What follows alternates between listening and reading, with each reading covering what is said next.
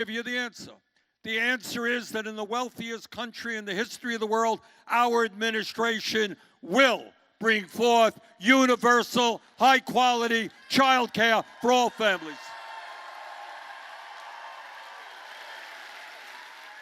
Our administration will invest heavily in low-income Title I schools so that all kids, regardless of their zip code, get the quality education they deserve.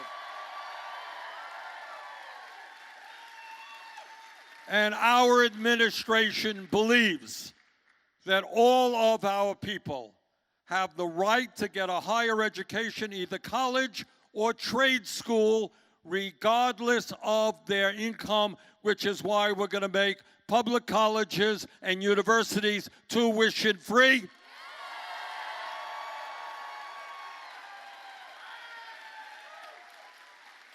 How many people here are dealing with student debt? Please raise your hand. Well, you know what we're going to do? If Congress, under Donald Trump, could give $1 trillion in tax breaks to the 1% in large corporations, we are going to cancel all student debt in America.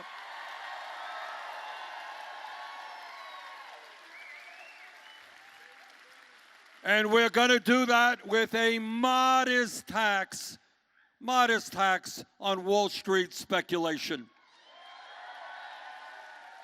You know, some of you may remember that 11 years ago, the crooks on Wall Street nearly destroyed our economy. We bailed them out. Now it is their time to bail out the working families of America.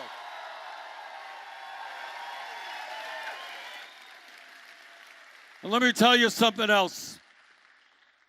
An issue that I have been working on for a long time, and an issue that presidents of the United States have been talking about for over 100 years.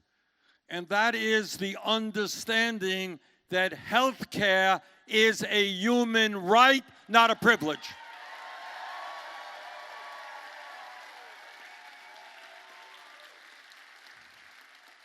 And that is to understand that today in America, we are spending twice as much per person on health care as do the people of Canada or any other major country. We're spending $11,000 for every man, woman, and child. You would think with all of that money, we'd have the greatest health care system in the world, right? Everybody goes to the doctor whenever you want. You don't have to worry about it. That's not the case. We are spending a fortune, and yet 87 million Americans are uninsured or underinsured. 30,000 Americans die each year because they can't get to a doctor when they should. And 500,000 people go bankrupt. Now, I want you to put that into your heads. 500,000 people go bankrupt because of medically related bills. Can you believe, I mean, just stop and think about the cruelty of a system in which we spend far more per person than any other country, and yet somebody gets diagnosed with cancer, and they got to spend all of their energy thinking, how do I get well? What doctor would I go to? What hospital will I go to? What kind of treatment do I get? That's what they should be worrying about, and then they got to worry about the possibility of financial ruin for their families because they end up with a $100,000 bill that they cannot afford to pay. That should not be happening in America, and under our administration, that will not be happening in America.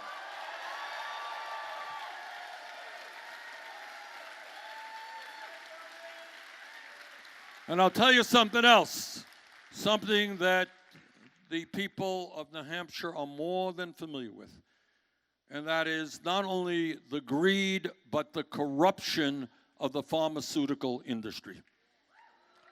You have an industry out there which last year the top 6 companies made over $60 billion in profit, while they charge us by far the highest prices in the world for prescription drugs. Last year, I took a trip to Canada with some people in the Midwest who were diabetic. Anybody here diabetic? All right. People who are diabetic need insulin. That's what keeps them alive.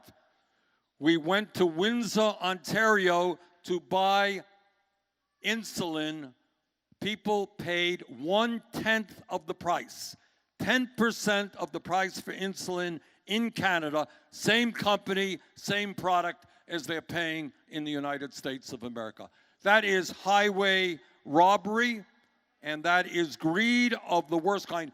And it turns out that in terms of insulin, like a quarter of the people who are dealing with diabetes ration their insulin, which is a dangerous thing to do, and share it. So today, we're going to make a statement very clearly to the drug companies. Under our administration, you will not continue to rip off the American people.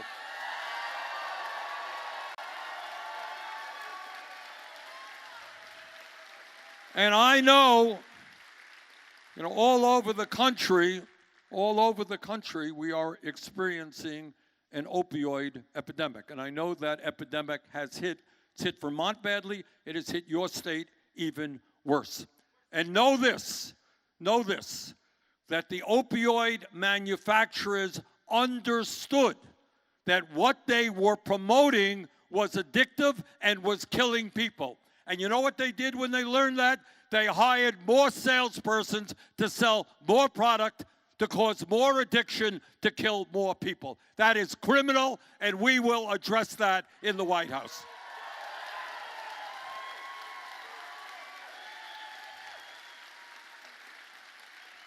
And when we talk about Medicare for all, I want you all to know what it means, because you're going to see a lot of lies on TV commercials, because we're taking on one of the most powerful industries in the country. That is the healthcare industry that last year made $100 billion in profit. This is what Medicare for all means. And it's not a radical idea, because in one form or another, it exists in every other major country on earth. Under Medicare for all, no more premiums. Not for you, not for your employer. On the Medicare for all, no more co-payments. Too many people don't have the $50 or the $100 they need to get into the doctor's office because of that co-payment. And under Medicare for all, we are going to end one of the most absurd concepts that I have ever heard. We take it for granted, but it is crazy. And that is the concept of the deductible. When you spend a fortune for health care, you assume that you can go to the doctor when you want. But in this country, there are many people right here tonight who have $2,000, $5,000, $10,000 deductibles. All right? We end all deductibles. Under Medicare for all, because we're going to lower the cost of prescription drugs, nobody will have to pay more than $200 a year for the medicine they need.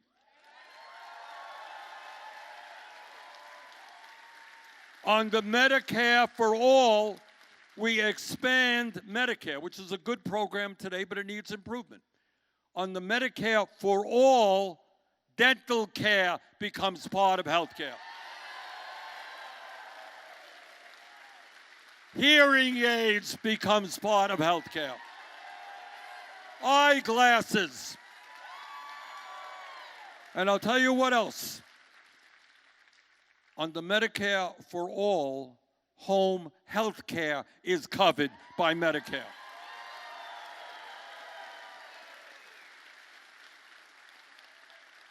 So for over 100 years, going back to Teddy Roosevelt, going back to FDR in the 30s and the 40s, going back to Harry Truman, JFK, Lyndon Johnson, Jimmy Carter, even Richard Nixon, Obama, people have been talking about health care for all. What we will do in the first week of our administration is introduce Medicare for all legislation, and we will finally, after 100 years of talk, pass legislation that guarantees health care to all of our people.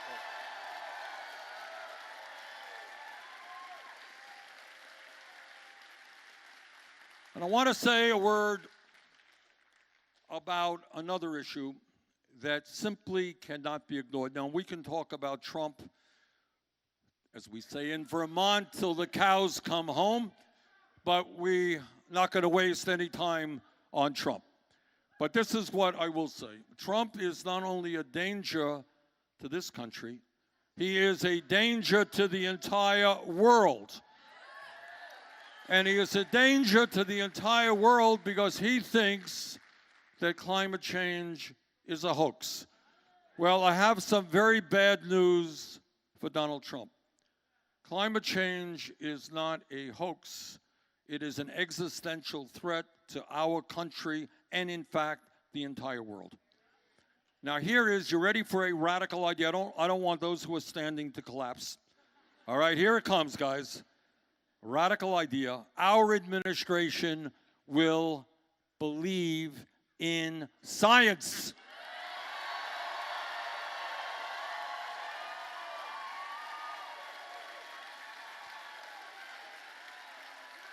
I know that's a radical idea, but hey, all right.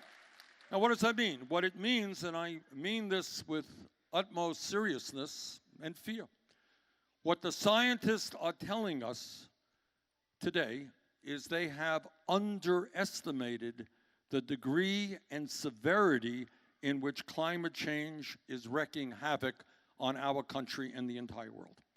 They have underestimated the speed in which the polar ice caps are melting and the oceans are warming and the seas are rising, which means if we don't get our act together, major cities in the United States like Miami, New Orleans, Charleston, New York City, by the end of the century will be partially or completely underwater. Countries like China, Indonesia, Pakistan, low-level countries will be inundated as well. Furthermore, what they are telling us is that the extreme weather disturbances we are seeing will become more frequent and will become worse. They're telling us the drought that we are seeing. Anyone turns on the TV and you see what's going on in Australia right now, if we as a planet do not get our act together, that will become the norm. Uncontrollable, extreme fires. I was in California to a town called Paradise, California. Some of you remember Paradise, California? I was there. And months after that terrible fire, you could see the cars burnt out. Many of their buildings, almost most of the buildings in that small town were destroyed. 86 people died. That's what extreme drought does. But it's not only that. We're talking about the acidification of the oceans where people all over the world get fish from to fill their protein needs. We're talking about the spread of disease because bacteria thrives in hot weather. What the United Nations tells us, as a result of climate change, we are looking at up to 200 million climate refugees by the end of the century, people who cannot live in their own communities because there is no water, there's no land to grow their food. And that causes the danger of wars. So we have a very serious crisis. And what makes it more complicated is that it's not just an American issue, it is a global issue. All right? So I am proud to tell you that while I've been criticized very frequently for it, I am proud to tell you that we have introduced the most comprehensive and bold climate change legislation ever introduced by any candidate running for president.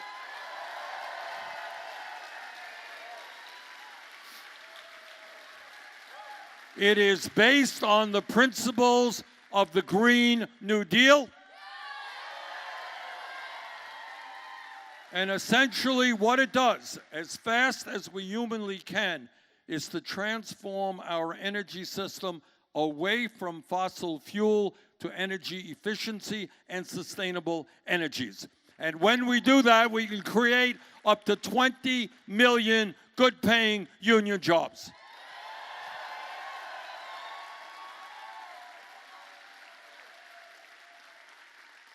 And I'll tell you what else, because this is a global issue. As president, unlike Trump, I will not ignore the issue or even exacerbate it which is what he is doing.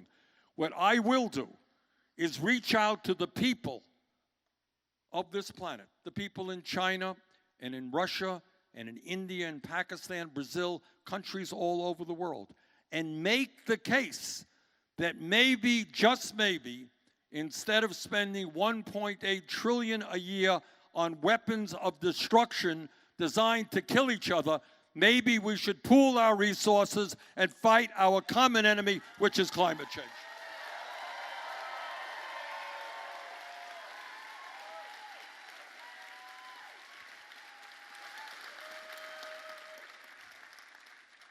Bottom line here is we have, and I speak as the grandfather of 7 beautiful kids, we have a moral responsibility to make sure that we leave this planet to our children, grandchildren, and future generations in a way that is healthy and is habitable.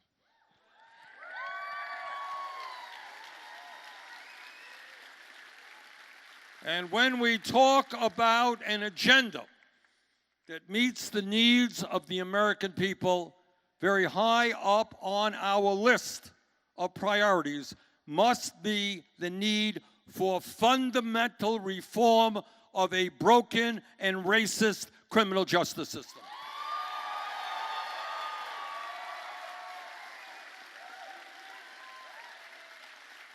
I want you again to think outside of the box, to ask yourselves kind of simple questions. How does it happen that in the wealthiest country on earth, we have more people tonight in jail than any other country on earth, including communist China, 4 times our size, a nation that does not tolerate dissent very well. We have more people in jail than China does, disproportionately African American, Latino, and Native American.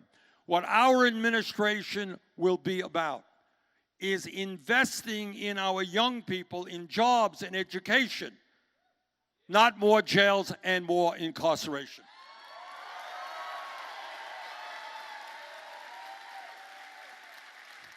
Some of you may not know this. Some of you may not know this, that tonight about 400,000 Americans are behind bars without having been convicted of a crime. You know why? That's right. The reason is that these people have been arrested, they've been charged with a crime, they've been put in jail, they cannot afford the $500 or the $1,000 they need to get out of jail. We are going to end cash bail in America.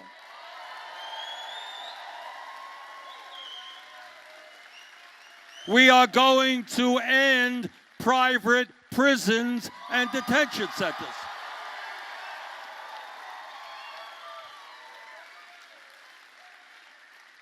Corporations should not be making huge profits by locking up fellow Americans. And I'll tell you what else we're going to do, which is long, long overdue. We are going to end the war on drugs.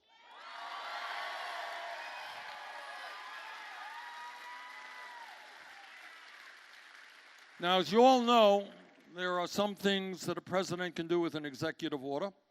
Some things, major things, you need legislation. But one thing you can do with an executive order, and I will do it on my first day in the White House, is make marijuana legal in every state in this country.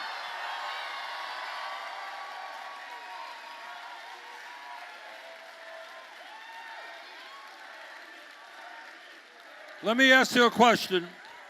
Let me ask you all a question.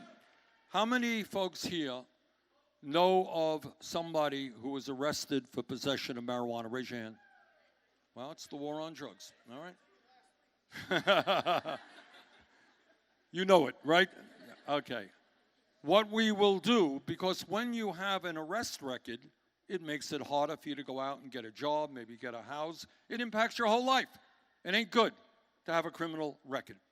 We're going to expunge the records of all those who are arrested for marijuana.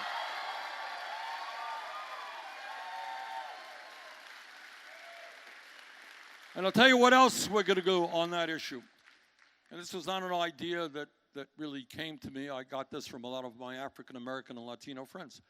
You drive in Las Vegas and you see a lot of these big signs, buy marijuana from this or that group. It's legal there. And you stop and you think that if we leave things the way they might normally go, you'll have a handful of corporations controlling marijuana when it is legal in 50 states. And you think for a moment about all those people whose lives were destroyed or really hurt by being arrested for possession of marijuana. Some went to jail. So what I think what we should do is make it easier for those people who have been impacted by the war on drugs to start making money through the legalization of marijuana.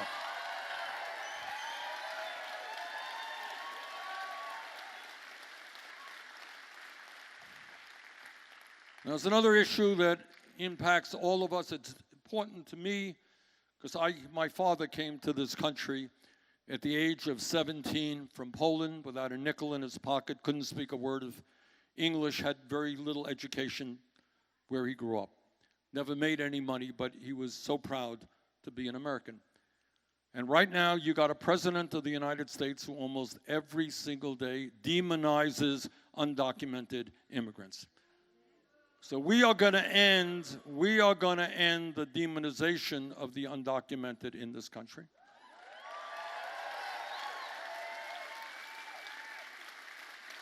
And on a very busy day one, we are going to reestablish legal status for the 1.8 million young people eligible for the DACA program.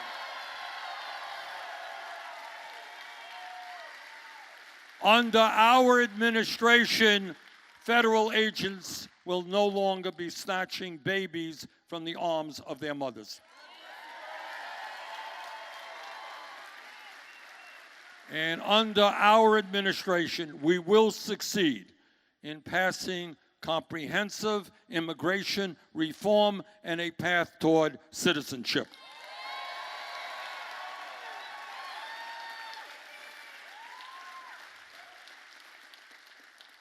Every person, regardless of his or her politics, recoils in pain and disgust when we turn on the TV and see another mass shooting.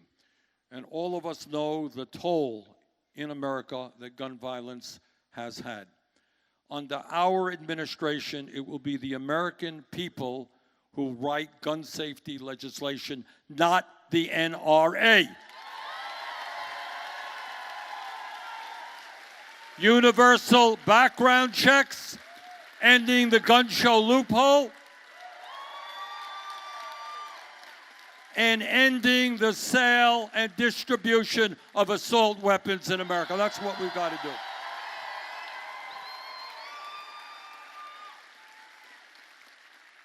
I am a U.S. Senator, and I often hear my colleagues, Republican, conservative colleagues, on the floor of the Senate talking about how they believe in small government and getting government off the backs of the American people.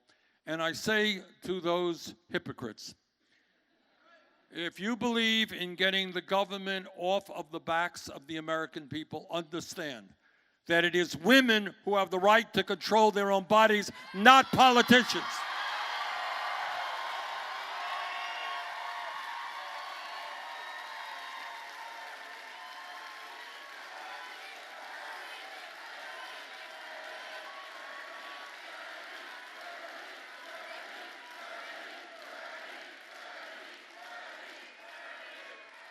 Let me just conclude by saying this. This is an unprecedented moment in American history. It is absolutely imperative that Trump be defeated. And I believe, for a variety of reasons, our campaign is the campaign that can and will defeat Trump.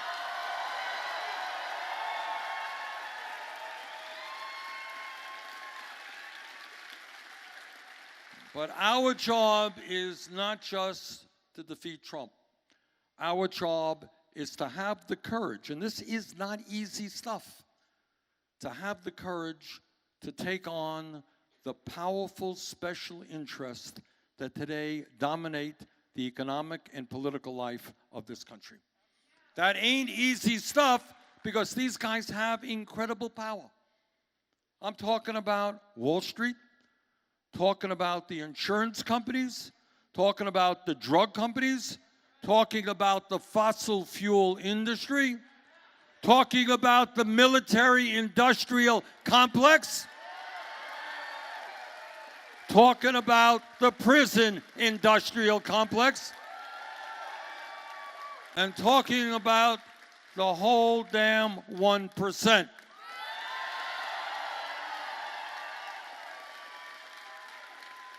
So, brothers and sisters, I am here tonight to ask for your support a week from tonight, Tuesday night.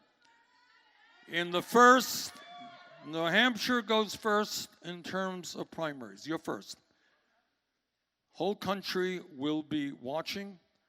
And a week from tonight, New Hampshire has the opportunity to tell not only this nation, but the entire world that we together will stand for justice, for compassion, and for truth, not greed, not lying, not divisiveness.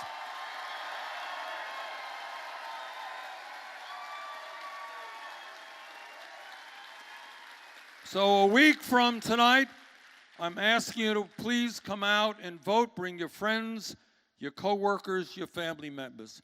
Let us win here in New Hampshire. Let us then go on to Nevada, South Carolina, California. Let us create the political revolution this country needs. Let us defeat the most dangerous president in the modern history of America. Thank you all very much.